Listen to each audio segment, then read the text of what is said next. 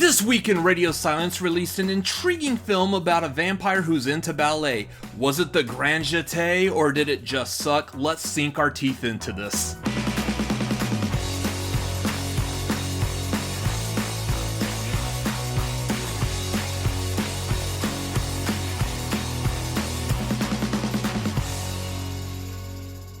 Welcome to Cinefanatics. My name is Robert Adams, and I am here with a spoiler-free review for Abigail. Abigail is a 2024 movie released by the film collective known as Radio Silence, which is made up of directors Matt Bettinelli-Olpin and Tyler Gillette, and also producer Chad Villella. I love Radio Silence. Right off the bat, does this seem like it might be a little bit biased? Possibly. I've loved everything they've done so far. At least this makes the fourth major release that I've seen from them, aside from like what they've done with the VHS projects, whether it was directing or producing little vignettes in those horror anthologies. I am a big fan of their work so far with Ready or Not, Scream 5, Scream 6. Unfortunately, they're not doing Scream 7. I'll talk about that a little bit more here shortly.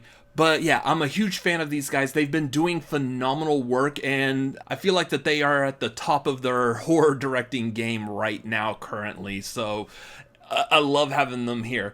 But getting into this movie, the story is fantastic. I said it in my out of the theater reaction. This is a fun thrill ride. This movie weaves intricate details on top of what can be considered just a standard kidnapping plot. All the kidnappers' backstories are kind of fleshed out in ways that seem very natural for a horror movie. Usually we get stereotypical caricatures like the jock that's a bully, or we get like the ditzy cheerleader, or the final girl that has a troubled background that faces her demons both figuratively and literally, usually by the end of the movie. But I really like the way we get introduced to them in this movie in kind of like a fun way. And that's one of the things I would say about this movie right off the bat.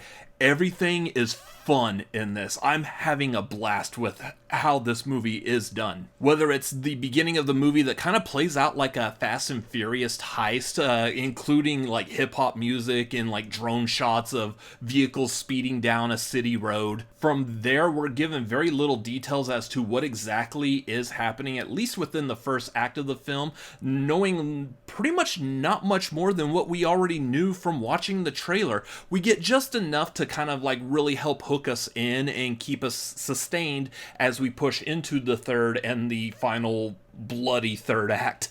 Needless to say, with this cast, the way that it is built up and set up here, you can kind of tell who's a goner sooner than later. You can kind of see like the chain of command of who's like important to this movie and which characters are going to be like off immediately.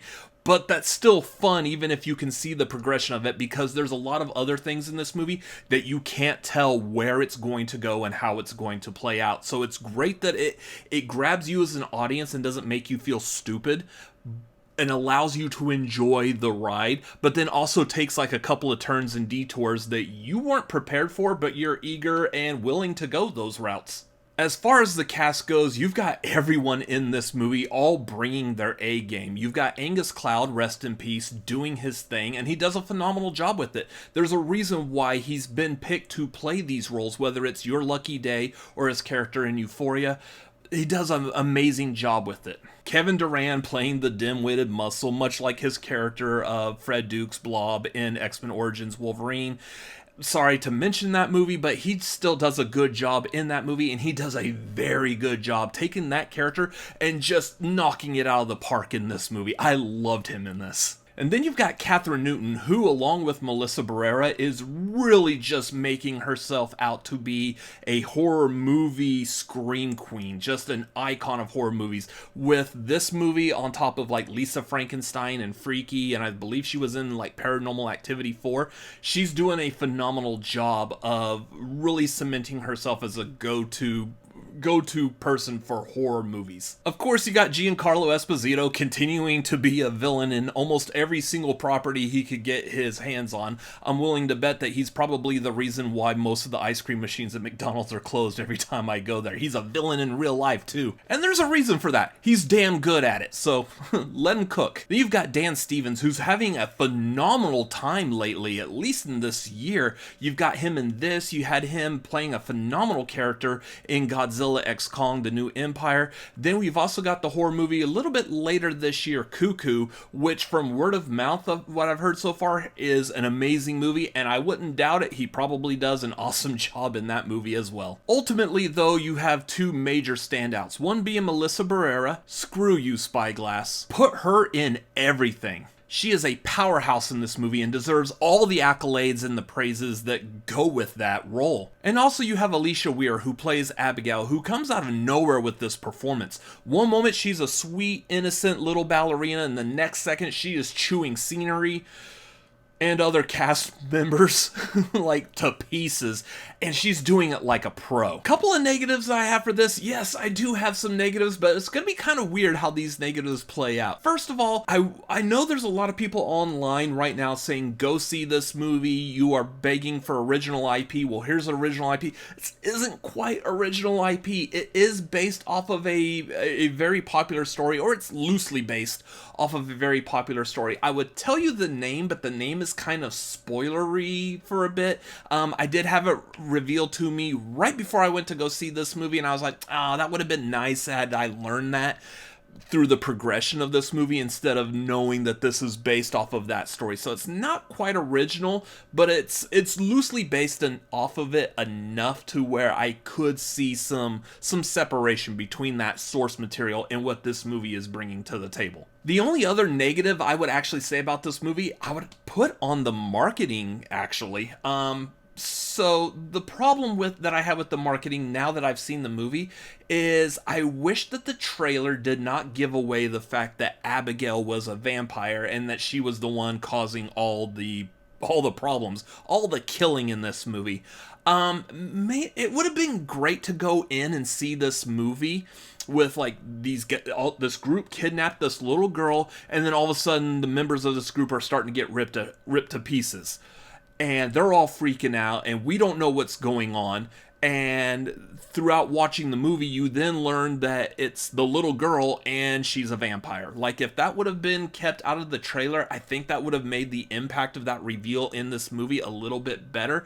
Problem is trying to think of this like how marketing would look at it. I don't know how you sell this movie on that. If you were to remove all those parts from the trailer, you don't really have much. You leave your audience kind of confused as to what's going on, when I think, like, at least for me, part of the intrigue of that trailer was like, wait, this little girl is a vampire and she's killing all these people?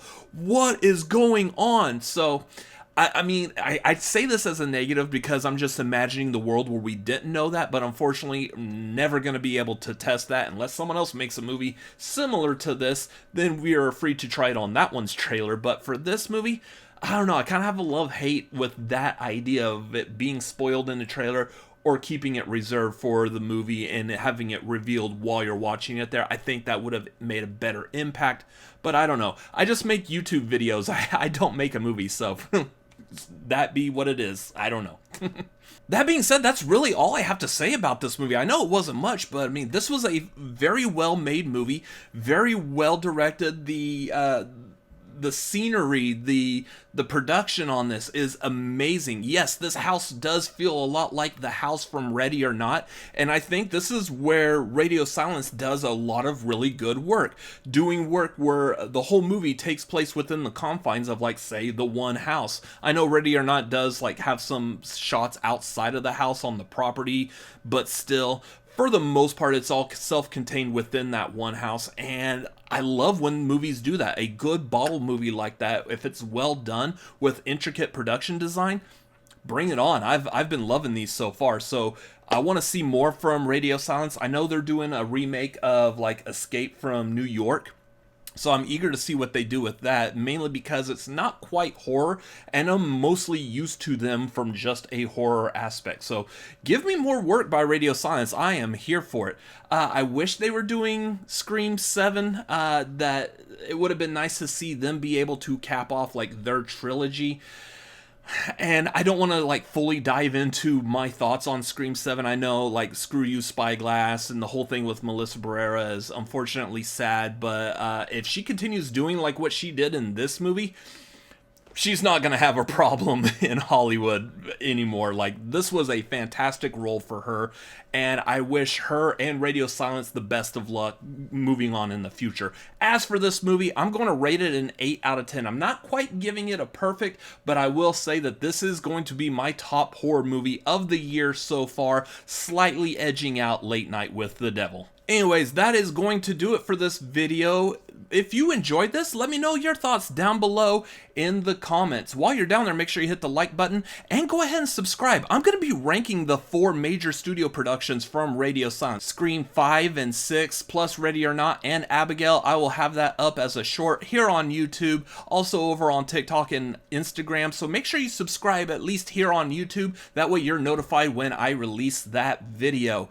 Make sure you come follow us on social media. We are at The Cinefanatics on Twitter and Instagram and TikTok. You can follow me personally at RCA Reacts on Twitter, Instagram, TikTok, Letterboxd, and YouTube.com/@RCA Reacts. Anyways, that's going to do it for this video. Thank you for watching. We very much appreciate each and every single person that clicks on our videos and gives us just a little bit of their time. Thank you for watching. We will see you in the next one. Bye-bye.